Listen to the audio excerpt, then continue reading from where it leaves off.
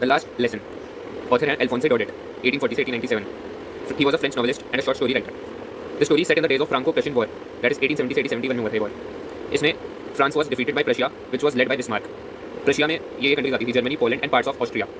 French districts Alsace and Lorraine were passed into Prussian hands. And what effect this had on life at school, we are going to see it in this chapter. What are the key phrases in this chapter? In great dread of, counted on, thumbed at edges, in unison, a great bustle, reproach ourselves with. Theme: the pain that is inflicted on the people of a territory by its conquerors by taking away the right to study or speak their own language. Sub-theme: student and teacher attitudes to learning and teaching. अब हम story का text start करते हैं. एक story में कोई character है आई. He started for school very late in the morning. He was in great dread of scolding. The reason: M. Hamel would question them on participles, but I did not know first word about them. For a moment, he thought of running away and spending the day out of doors. It was so warm, so bright, birds chirping at the edge of woods, and Prussian soldiers were drilling in open field back of the sawmill. Sawmill एक मतलब मिल होती है वो जहाँ पे woods वगैरह shape में लग जाती है, वो sawmill होती है. And this all was much more tempting than the rule of participles. But he had strength to resist. He hurried off to school and passed the town hall. Town hall एक जगह सी होती है official building type, वो town hall. There was crowd in front of bulletin board जैसे notice board type. For the last 2 years, all bad news had come from there, bulletin board से. Bad news जैसे कि lost battles, the draft, orders of commanding officers. He thought without stopping, मतलब बहुत जल्दी में से रुका नहीं, पर उसने सोचा what can be the matter now? He hurried by as fast as he could go. तो वहीं पे एक ब्लैकस्मिथ थे जिनका नाम था watcher, along with his apprentice. Apprentice एक तरह से चेला इनका ब्लैकस्मिथ का. तो he called me, जो आई की बात हो गई, he called me and said, don't go so fast, bub. You will get to your school in plenty of time. I thought he, ये जो वॉचर है, he was making fun of him, आई का. Then he reached M. Hamel's little garden, all out of breath. Usually, when school began, there is great bustle, and this bustle could be heard out in the street. And lesson repeated in the unison. They are very loud, and our hands over our ears to understand better. ये सब आई कह रहा है, जो character है story का. Teacher's great ruler rapping on the table, but now it was all so still. जो आई है character, he counted on commotion to get to my desk without being seen. But everything was quiet as Sunday morning. Counted on commotion मतलब उसने इस belief पे rely किया था कि सब शांत होंगे तो मैं चुपचाप से जाके बैठ जाऊंगा, पर आज तो सब कुछ शांत था. Counted on commotion. Through window, he saw that classmates were already in their places, and M. Hamel was walking up and down with his terrible iron ruler under his arm. I had to open the door and go in before everybody. How blushed and frightened I was. But nothing happened. M. Hamel saw him and said very kindly, "Go to your place quickly, little Franz. We were beginning without you." तो इस समय क्या पता चला कि जो France और आई, जो आई की बात हो गई उसका नाम क्या है? फ्रांस है वो, फ्रांस नाम है. Franz jumped over the bench and sat down at desk. He got little over his fright. He saw their teacher had on his beautiful green coat, frilled shirt, and little black silk, all embroidered cap. Frilled एक तरह से मतलब fancy सी shirt होती है पूरी. Frilled मतलब. And this attire he never wore except on inspection or prize days. Whole school was looking so strange and solemn. Solemn मतलब बहुत serious सा school, अलग से लग रहा था बिल्कुल. Thing that surprised him most, that on backbenches that were always empty usually, village people were sitting quietly like them. Village people जैसे कि old Hauser. He was wearing a three-cornered hat. Former mayor, former postmaster, and several others. Hauser मतलब एक तरह से मतलब जो किराएदार house provide करता है, हाउस से Hauser ऐसे.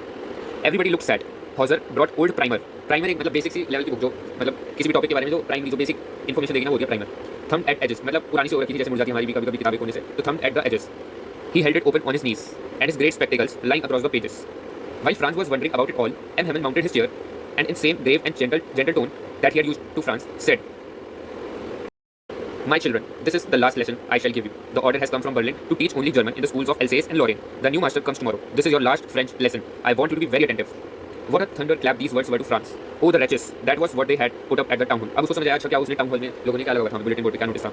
और ये थंडरक्लैप मतलब बहुत झटका लगा उसको ये बातें सुन के. Wretches मतलब unhappy people. My last French lesson. अब ये सारी जो फ्रांस की फीलिंग है वो बोल रहा है. My last French lesson. Why? I hardly knew how to write. I should never learn anymore. I must stop there. Then now he was feeling sorry for not learning lessons, for seeking birds' eggs and going sliding on the Saar. Saar एक तरह की river होती है मतलब वहाँ पे वो खेलने चला जाता था, अपना मजे करता था Saar रिवर में. Books that seemed nuisance, so heavy to carry earlier. पहले उसको लगता था बुक्स जैसे कि ग्रामर की और हिस्ट्री ऑफ सेंट्स ये सब उसको ऐसी लगती थी nuisance और so heavy to carry. But now they were like old friends that Franz could never give up. M. Hamel was going away. He should never see him again. This idea made Franz forget all about his ruler and how cranky he was. How cranky मतलब वो कितने मतलब अजीब से थे, बुरे थे, जैसे भी थे, जैसे फ्रांस को लगे थे उनके टीचर cranky थे मतलब क्रैक थे थोड़े. Poor man. अब मतलब फ्रांस को सब समझ आने लग जाता है कि क्या क्या फाइन संडे क्लोथ जो M. Hamel ने अच्छे क्लोथ पहन रखे थे वो क्यों पहन रखे थे in honor of this last lesson, or why old men of the village were sitting there in back of room क्योंकि they were sorry too because they had not gone to school more, and it was their way of thanking our master for his 40 years of faithful service and showing their respect for the country that was theirs no more. क्योंकि अब वो प्रशिया की थी, अब उनकी country तो रही नहीं, तो as a mark of respect for the country. While Franz was thinking all this, he heard his name called. Now it was his turn to recite. वो recite participles के ऊपर बोला था ना, उनको prepare करना है. तो वो बोलते हैं Franz, what would I not have given to be able to say that dreadful rule for participles all through, very loud and clear and without one mistake. But got mixed up on the first word, stood there, holding on to the desk, heart beating and not daring to look up. वो क्या इसका मतलब ये है कि उसने पूरी अपनी जान लगा दी उस रूल को बताने के लिए, पर वो पहली वर्ड में अटक गया क्योंकि उसने पढ़ा तो था नहीं कुछ. तो holding on to the desk, heart beat तेज होने लगी उसकी, and not daring to look up, sir झुका के खड़ा हो गया. फिर M. Hamel said, "I won't scold you, little Franz. You must feel bad enough. See how it is. Every day we have said to ourselves, bah, I have plenty of time. I will learn it tomorrow. जैसे हम कहते हैं कि अभी तो बहुत time है, कल कर लेंगे वैसे. Now those fellows out there will have right to say to you. Those fellows जो अभी नहीं बचाएंगे. How is it you pretend to be Frenchman and yet you can neither speak not write your own language? तुम तो अपनी भाषा बोल नहीं सकते, ना लिख सकते, तो तुम फ्रेंच कैसे कह रहे हो अपने आपको? But you are not the worst poor little France, we have all a great deal to reproach ourselves with. तो वो कहते हैं कि तुम अकेले नहीं हो, हम सब हैं, हम सब की गलती है। We have all a great deal to reproach ourselves with, हम सबको रिग्रेट होना चाहिए। अब एम हेवल कहते हैं और आगे फिर, your parents were not anxious enough to have you learn, they prefer to put you work on a farm or at mills so as to have a little more money, and I have been to blame also. Have I not often sent you to water my flowers instead of learning your lessons? And when I wanted to go fishing, did I not just give you a holiday? तो अब सबकी गलती बताते हैं parents की कि उन्होंने ज़्यादा ध्यान नहीं दिया तुम्हारी पढ़ाई के ऊपर, उन्होंने फार्म और मिल्स पे लगा दिया ताकि थोड़े से और पैसा आ जाए। और मैंने भी I sent you to water my flowers instead of learning your lessons, और जब मेरे को फिशिंग पे जाना होता था तो मैं छुट्टी दे देता था। तो सबकी गलती है इसमें। From one thing to another, M. Hamel went on to talk of the French language. He said that French language is the most beautiful language in the world, clearest, and it is most logical. We must guard it among us and never forget it. क्यों? Because when people are enslaved, as long as they hold fast to their language, it is as if they had the key to their prison. मतलब उनको अपनी identity loose नहीं करनी चाहिए, language, their language. तो ये ऐसा है कि they have the key to their prison. फिर अब इन सब बातों के बाद they started studying, opened grammar and read us our lesson. Grammar का लेसन उन्होंने किया। France was amazed to see how well he understood it. All he मतलब M. Hamel said seemed so easy. It was so easy. अब सब उसको आसान लगने लग गया था। France had never listened so carefully and he had never explained everything with so much patience. He M. Hamel, तो वो कहते हैं मैंने इतने ध्यान से कभी नहीं सुना और उन्होंने सर ने भी इतना अच्छे से कभी पेशेंस के साथ ही पढ़ाया। The poor man wanted to give us all he knew before going away.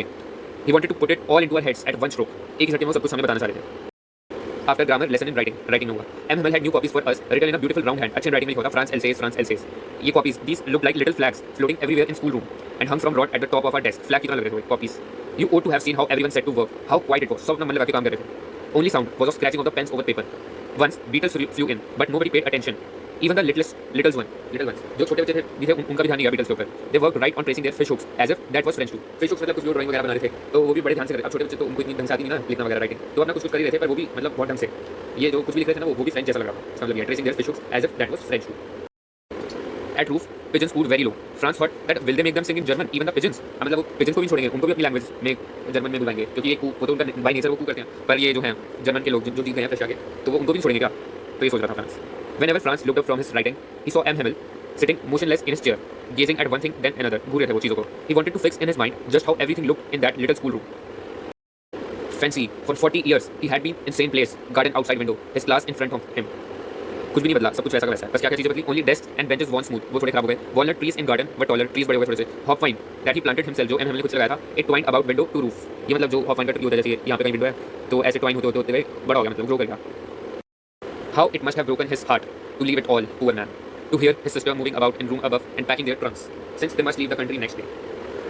But he had courage to hear every lesson to the very last. After the writing, there were lessons in history. फिर उसके बाद babies chanted their ba baby boo boo, वो भी अपना फिर chant करने लगे जो little boys थे। At the back of room, old Hauser, he put on his spectacles, holding his primer in both hands, and spelled letters with them in babies के साथ. He too was crying. His voice trembled with emotion. Trembled मतलब जैसे hello ऐसे मतलब होने लगी उनकी. Trembled. It was so funny to hear him that we all wanted to laugh and cry. Ah, how well I remember it, that last lesson. All at once, the church clock struck 12. 12 बज गए, फिर उसके बाद Angelus, ये तरह की prayer होती है उनकी Christians में.